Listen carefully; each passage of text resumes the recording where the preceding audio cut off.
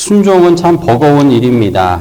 왜냐하면 순종은 하나님 말씀을 디렉션을 따라가야 되기 때문에 그렇습니다. 하지만 인간의 본성이 어디 그렇습니까? 늘 우리는 어린아이나 또 나이가 많은 사람이나 할 것 없이 내 마음대로 하고 싶은 게 인간의 본성입니다. 마음대로 살고 싶은 게 인간의 자유이지요. 그래서 자꾸 교회에서 이렇게 우리가 하나님 말씀으로 순종을 이야기하지요. 집에서도 부모님 말씀에 순종하고 학교에서 선생님 말씀에 순종하고 권위에 순종하고 이런 순종이 아주 옛날 사람들의 말로 들립니다. 구닥다리처럼 들리기도 하죠. 그래서 신앙을 갖는다는 것은 마치 인간의 자유를 포기하고 구속되는 것처럼 보이기도 해서 젊은 사람들이 자꾸 교회를 떠나고 또 현대인들이 교회를 멀리하고 하는 이유가 바로 여기에 있습니다. 마음대로 할 수가 없거든요. 우리 이민자들의 삶에서도 점점 교회에 나오는 게 어려운 이유이기도 합니다. 하나님께서는 이 사실을 모르고 계실까? 아니지요. 하나님은 잘 알고 있습니다. 아니, 하나님은 인간이 아닌데 어떻게 아십니까? 하나님은 너무나 다 잘 알고 있어요. 전지전능하신 분이니까 잘 알기도 하시지만 그보다도 하나님이 먼저 스스로 인간이 되셔서 완전한 인간의 몸으로 이 땅에 오셔서 우리와 똑같은 삶을 사셨기에 인간이 본성적으로 순종하기를 싫어하고 하나님 말씀을 따르기 싫어한다는 이것을 알고 있습니다. 오히려 보통 인간들보다도 더 비천하고 가난하고 어려운 고난의 삶을 사셨던 분이 바로 우리 예수님입니다. 예수님은 태어날 공간이 없었어요. 누일 방이 없었습니다. 빈 방이 없었어요. 옛날에 청년 시절에 성탄절이 되면 성극을 하는데 성극 제목이 빈 방 어디 없습니까? 이런 제목이 빈 방 어디 없습니까? 애들이 좀 크면은 자기 방을 갖고 싶어 합니다. 애들만 그럽니까? 사람들은 누구나 다 자기들의 공간이 필요해요. 여러분, 예수님은 엄마 마리아와 아빠 요셉 이 세 가족이, 세 명이 머물 공간이 없었다라는 사실. 공간이라는 개념은 인간에게 아주 중요한 개념입니다. 우리는 이미 누리고 있기 때문에 잘 모릅니다. 우리가 이렇게 따뜻한 교회에서 예배를 드리고 있기 때문에 예배당의 이 존재가 얼마나 소중한지 사실 저희들이 잊어버릴 때가 있어요. 근데 여러분, 이민자 교회들이 다 그렇지만 이렇게 옮겨야 될 때도 있고 찾아야 할 때도 있는 그 상황이 되면 얼마나 막막하고 또 어려운지 모릅니다. 이 우주 만물을 창조하신 하나님이, 모든 인간을 창조하신 하나님이 정작 이 땅에 오셔서는 머물 공간이 없었다라는 사실을 우리는 알고 있습니다. 무엇보다도 배척당하셨어요. 하나님 만드신 이 인간들로부터 인간이 몸으로 오신 하나님이 배척을 당하죠. 공간을 내어주지 않았습니다. 하나님께서는 그렇게도 우리를 환대하셨는데, 우리에게 모든 것을 다 주셨는데 우리 인간은 하나님에게 그 한평 작은 그 공간조차도 내어드리지 못해서 예수님은 말구 위에서 태어나신 겁니다. 환대받지 못한 이 땅에 비집고서라도 오신 예수님께서 이 땅에서 환대받지 못하고 살아가는 사람들을 찾아오셨습니다. 그리고 그들에게 하나님 나라라는 돈으로 노력으로 꿈으로 살 수 없는 완전한 공간을 우리 인류에게 선물로 주신 것입니다. 언제 기회가 되면 이 공간에 대한 이야기도 한번 나누겠는데, 오늘은 완전한 인간이신 예수님도 이 순종이라는 버거운 주제를 비껴나가지 않으셨다라는 것을 말씀드리는 것입니다. 그 좋은 예가 오늘 우리가 읽었던 말씀 본문에 나오는 예언이죠. 가나의 혼례잔치 이야기입니다. 이스라엘 결혼식장에서 있었던 일입니다. 결혼식 날은 참 기쁜 날이죠. 많은 사람들이 기쁩니다. 잔칫날이에요. 그런데 이 기쁜 날에 찬물이 끼얹을 상황이 벌어진 겁니다. 바로 포도주가 떨어진 거예요. 이스라엘 결혼식에서는 포도주가 떨어진다라는 것은 마치 우리로 치면은 잔치집에 떡이 없는 거랑 똑같은 거예요. 우리 한국 사람들은 잔치집에 가서 밥은 찾지 않아도 떡은 또 찾지 않습니까? 속담에도 떡 먹으려고 김칫국부터 마신다. 뭐 이런 속담도 있어요. 떡 하나 주면 안 잡아 먹지. 뭐 이런 이야기도. 우리 한국 분들에게 떡이라는 것은 뭐 잔치집이든 또 상갓집이든 어디에 가도 이 떡이 존재. 이스라엘 사람들에게 이 떡이 바로 포도주와 같은 거예요. 가나의 혼인잔치에 포도주가 떨어져 큰일 난 것입니다. 근데 이 사실을 예수님의 어머니 마리아가 예수님에게 전하지요. 떡이 떨어졌으니까 떡집에 가서 떡을 사오면 될 텐데 이 당시는 포도주가 떨어져도 포도주를 사올 곳이 없습니다. 난처합니다. 근데 포도주가 떨어졌다라는 말에 아들 예수의 반응이 시큰둥합니다. 여자여, 이것이 나와 무슨 상관이 있습니까? 아직 내 때가 이르지 않았습니다. 근데 마리아는 아들의 이 반응에 아무렇지도 않게 하인들을 불러서 당부합니다. 예수가 무슨 말을 하든지 그대로 하라. 그리고 잠시 후에 예수님의 하인들을 불러 물 항아리에 물을 가득 채우고 그것을 연회장에게 갖다 주어라. 근데 어떻게 된 일인지 그 물이 포도주로 변하여서 그 잔치집의 결혼식의 기쁨이 유지되고 지속되고 증폭되는 상황을 오늘 우리는 말씀에서 보게 되는 것입니다. 이것이 바로 물이 포도주로 변한 예수님이 이 땅에 오셔서 행한 첫 번째 가나의 혼인잔치의 기적 사건이에요. 가나의 혼인잔치에 있었던 포도주 변한 사건은 인간이라면 참 어려운 이 순종이 그러나 순종을 하게 되면 어떤 열매를 맺게 되는가를 보여주는 내용입니다. 여러분, 순종의 열매는 무엇이라고요? 바로 기쁨인 것입니다. 우리가 하나님 앞에 순종의 삶을 살아가면 거두는 열매가 있습니다. 그것은 바로 기쁨이에요. 기쁨. 여러분, 이 기쁨이라는 주제가 우리들에게는 얼마나 소중한 것인지 모릅니다. 여러분, 일주일 내내 말 한마디 없이 살아가는 사람들도 있지만 일주일 내내 한 번 크게 호탕하게 웃지 못하고 지나가는 시간들도 생각해보면 의외로 많습니다. 여러분, 언제 한번 크게 막 웃으셨습니까? 그냥 뭐 미소는 지을 수 있겠죠. 근데 하하하 하면서 배가 아파서 막 이런 기쁨을 언제 보셨습니까? 코미디 프로나 뭐 어떤 기가 막힌 이런 상황에 어이가 없어서 웃을 줄 몰라. 이런 일들이 일어나는 일들이 많지가 않습니다. 점점 세월이 흐를수록 우리는 기쁨을 잊어버리게 됩니다. 근데 오늘 주님께서 오늘 이 말씀을 통해서 우리가 하나님 앞에 순종하면 기쁨의 열매를 맺게 된다 약속하고 있는 것입니다.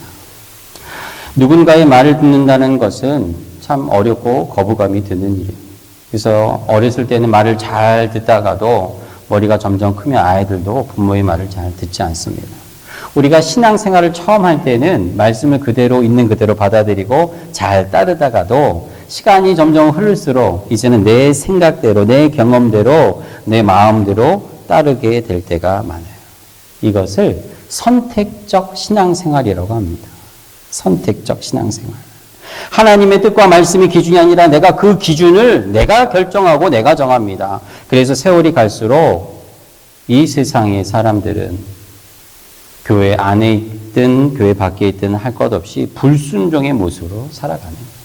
에베소서 2장 1절 말씀에 이렇게 기록됩니다. 그는 허물과 죄로 죽었던 너희를 살리셨는데 그때의 너희는 그 가운데 행하여 이 세상 풍조를 따르고 공중의 권세 잡은 자를 따랐으니 곧 지금 불순종의 아들들 가운데 역사하는 영이라. 예수님께서 이 땅에 오시는 그때, 그리고 우리를 구속하고 구원하시는 그때에 우리는 세상의 풍조를 따르고 불순종의 아들 가운데 역사하고 있다라는 사실을 가르쳐 줘요. 인간은 원래 불순종의 DNA를 가지고 태어났지요. 아담과 하와가 불순종으로 원죄의 씨앗은 하나님과의 관계를 끊어버리고, 그러나 그 싹을 완전히 회복시켜 주신 분이 바로 우리 예수님입니다. 우리 예수님께서는 어떻게 그것을 회복시켜 주셨을까요? 불순종의 그 고리를 끊으셨을까요?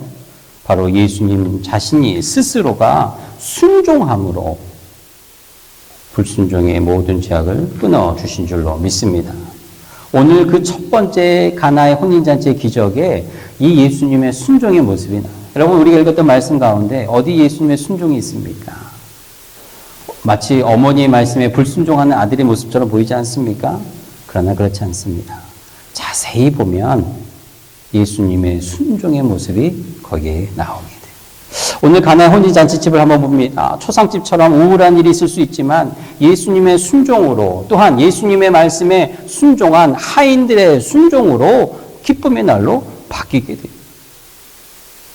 예수님은 무슨 순종을 했지요? 어머니의 청을 거절하는 모습밖에 나오지 않지만, 또 마지못해 나중에 하인들에게 말씀하시는 모습으로 나오지만 예수님은 순종의 모습을 우리에게 보여주십니다. 말씀을 자세히 보십니다. 어머니, 아직 내 때가 이르지 않았습니다. 어머니, 아직 내 때가 이르지 않았습니다. 예수님이 순종하신 것, 그것은 바로 하나님의 때였습니다. 하나님의 타이밍이었습니다. 여러분, 성도는 하나님의 타이밍에 순종하며 살아야 합니다. 오늘 메시지의 포인트예요.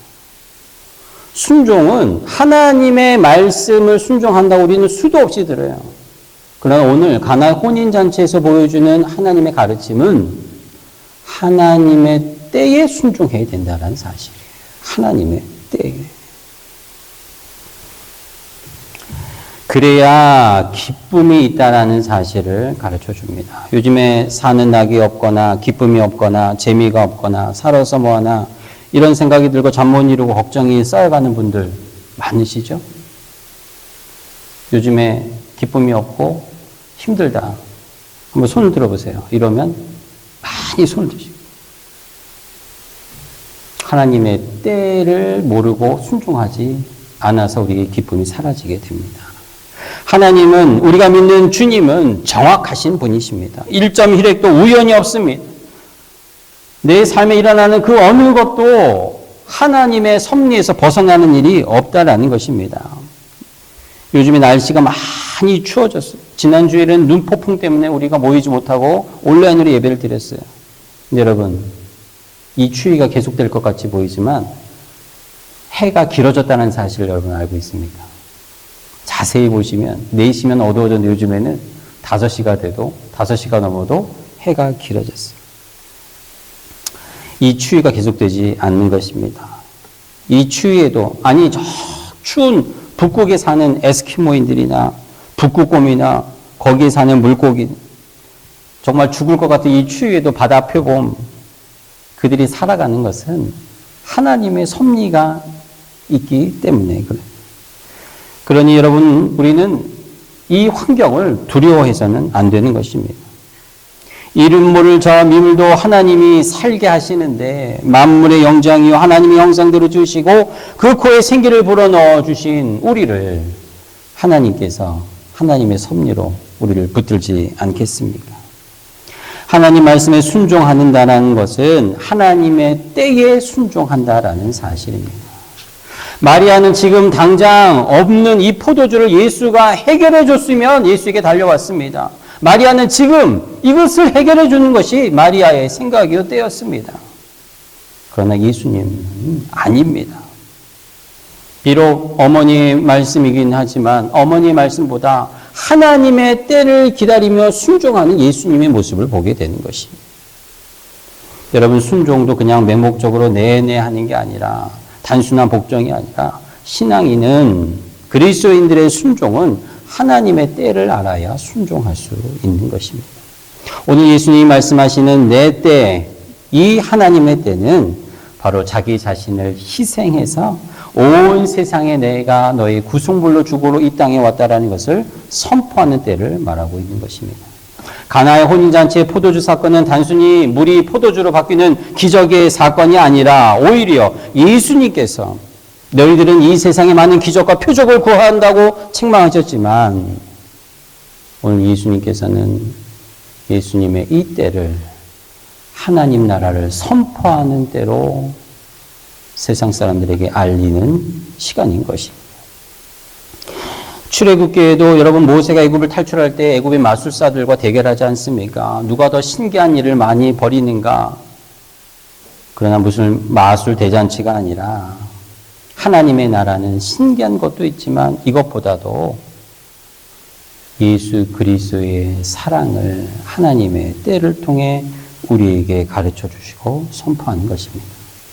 물이 포도주로 변하여 연회장에 있는 모든 사람이 기뻐한 것은 술에 취하고 흥에 겨운 기쁨, 잔치의 이 기쁨을 뛰어넘어 장차 예수 그리스도가 물 항아리에 담긴 포도주를 사람들이 마시고 기뻐하는 것처럼 십자가에 달려 영원한 피로 우리 모든 세상 사람들에게 마시게 함으로 영원한 생명을 주시는 하나님 나라의 기쁨을 이 세상에 선포하는 자리가 바로 가나의 혼인잔치의 자리요. 그 때를 기다린 것이 바로 예수님의 순종이었던 것입니다. 제가 오래전에 신학교를 다닐 때 이 같은 본문을 보면서 깨달은 것이 있습니다. 그것은 바로 예수님의 몸무게에 대한 비밀이에요. 여러분, 예수님의 성화나 예수님에 대한 자료들이 많이 있습니다. 예수님이 어떻게 생겼을까? 백인이었을까? 아시안이었을까? 턱수염이 많을까? 머리가 길까? 키는 얼마나 할까? 근데 몸무게에 대한 얘기는 없어요. 그러니까 이 비밀을 제가 신학교 다닐 때 이 말씀을 통해서 연구를 했습니다. 아무도 연구하지 않아요. 저만 연구했어요. 지금도 저만 연구해서 여러분들에게 알려주는 비밀입니다. 이 당시에 이 본문에 나오는 이 물 항아리가 6개가 놓여 있죠. 그리고 예수님께서 이 물 항아리에 물을 담으라고 합니다. 당시 유대인들이 쓰는 물 항아리에 물이 얼마나 들어가냐면 40리터에서 약 50리터의 물이 들어가요. 물을 하인들이 가득 채웁니다. 그리고 그것을 떠서 연회장에 갖다 주니 포도주를 꺼내요. 여러분, 이것의 비밀이 있는데 예수님께서 이 6 항아리, 인간의 육신과 잔치의 기쁨을 채워주는 이 물 항아리 6개, 그리고 자기 스스로가 후에 십자가에 달려 돌아가시는 그 사건의 그때에는 이제는 자신이 완전한 숫자인 7번째 항아리가 되어서 자신의 몸에서 나아가는 그 보혈로 온 세상 사람들의 죄를 씻는 기적을, 축복을 주시는 내용이 여기에 담겨 있습니다. 물 항아리가 40에서 50리터라면 무게로 환산하면 50kg가 됩니다. 그러면 항아리 무게까지 합하면 대략 60kg가 돼요. 그래서 예수님의 몸무게는 60에서 65kg가 되지 않았을까. 제 스스로 혼자 생각을 해봅니다. 에이, 그건 목사님 그냥 생각이겠지요. 제 생각입니다. 여러분들만 알고 계세요. 예수님께서 장차 7번째 완전한 항아리가 되셔서 십자가에 달려 그의 보혈을 씻으시고 쏟으셔서 온 세상에 인류의 기쁨과 소망이 되시는 예수의 비밀을 첫 번째로 선포하는 게 바로 오늘 가나의 혼인잔치입니다. 이것이 어떻게 시작이 됐습니까? 바로 예수님은 하나님 아버지의 때를 기다리며 세상 사람들이 기뻐하고 슬픔과 상관없이 오로지 하나님의 때만을 기준으로 정하고 하나님 앞에 나아가 예수님의 모습을 보게 되는 것입니다. 사랑하는 성도 여러분, 여러분들 개인마다, 여러분들의 자녀마다 하나님의 때가 있는 줄로 믿습니다.